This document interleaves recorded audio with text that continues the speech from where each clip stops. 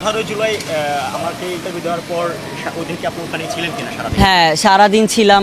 আমার পায়ে গুলি খাইছি 2টার দিকে, ফার্স্ট গুলিটা, তারপর আবার গুলি খাইছি, সেন্সলেস হয়ে গেছিলাম 3-4বার বেশি, হ্যাঁ 3-4বার চারবার সেন্সলেস হয়ে গেছি। সবাই বারবার উঠায় নিয়ে পোস্টার নিয়ে, হয়তো একটা পিকও ভাইরাল হয়েছে যে পোস্টার নিয়ে বসে আছি।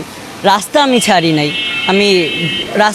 নাই, কিন্তু লাস্ট যখন সেন্সলেস হয়ে গেছিলাম, সারাদিন না খাওয়া ছিলাম, অনেক টায়ার্ড ছিলাম, তো একদম 7টা বা 8টার দিকে আমি প্রপারলি সেন্সলেস হয়ে গেছিলাম। তখন মেডিকেলে নিয়ে সেন্ট্রালে ছিলাম, মগবাজারের ওদিকে।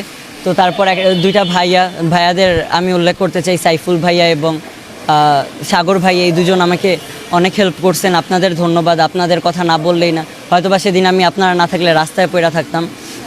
তো আপনাদেরও ধন্যবাদ, এবং যারা 2 মিনিট পর আমাকে হেল্প করছেন সেই লোকদের ধন্যবাদ। ইভেন আমি আরও একটা কথা বইলা যেতে চাই, আমি সেদিন দেখছি গরিব মানুষ যে সবচেয়ে মানবিকতার দিক থেকে সবচেয়ে এগিয়ে, সেটা আমি সেদিন দেখছি। আমাকে ওনার টিন শেডে থাকে, অনেক গরিব, ওনার হাজব্যান্ড হয়তো বা ভ্যান চালায়, এমন অনেক একটা বস্তির মধ্যে ওনারা আমাকে নিয়ে গিয়ে ভাত খাওয়াই দিছিল সেদিন। আমি কখনো মোটা চালের ভাত খাই নাই, আমি কখনো ভেন্ডি ভাজি খাই নাই, কিন্তু সেদিন আমার খাবারগুলো অমৃত মনে হয়েছে। ওনারা এতটা ভালো ছিল, ওনারা পেস্ট, কাগজ বলতেছে তোমরা লেখে নিয়ে যাও, কাপড় ছিঁড়ে আমাদের কাপড় দিছে, বলছে যে ফেস বাইথা রাখ। আমি সেদিন বুঝছি বাংলাদেশের গরিবরা কতটা মানবিক। বাংলাদেশ গরিব, কিন্তু বাংলাদেশের গরিবগুলা অনেক মানবিক, এটা আমি বলে দিতে চাই। তাদের কৃতজ্ঞতা অস্বীকার করার মতো না। প্রবাসীদের উদ্দেশ্যে একটাই কথা বলতে চাই, আপনারা অনেক হেল্প করছেন, হয়তোবা সরাসরি হেল্প করেন নাই, কিন্তু ইন্ডিভিজুয়ালি তো হেল্প করছেনই, কোনো না কোনোভাবে তো হেল্প করছেনই। তো সেগুলো অস্বীকার করার মতো না। আপনারা পাশে ছিলেন, আশা করি পাশে থাকবেন। আপনারা প্রবাসী, আপনারা দেশকে ভালোবাসবেন।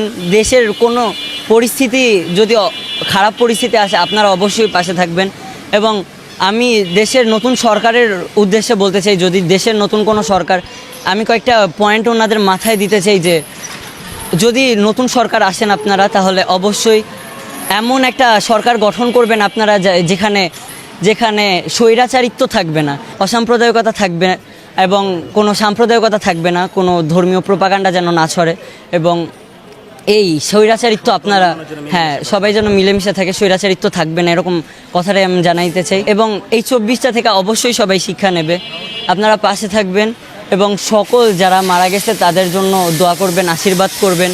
যারা মারা গেছে তাদের স্বজনদের পাশে দাঁড়ানোর চেষ্টা করবেন, এবং নতুন সরকার আপনারাও স্বজনদের পাশে দাঁড়ানোর চেষ্টা করবেন, সংখ্যালঘুদের পাশে দাঁড়ানোর চেষ্টা করবেন, এবং স্বৈরাচারিত্ব দূর করে গণতান্ত্রিক বাংলাদেশ সেটার আসল রূপ দেখানোর জন্য আমি আশা করি নতুন সরকার আমাদের সাহায্য করবে, আমাদের ছাত্রদের সাহায্য করবে।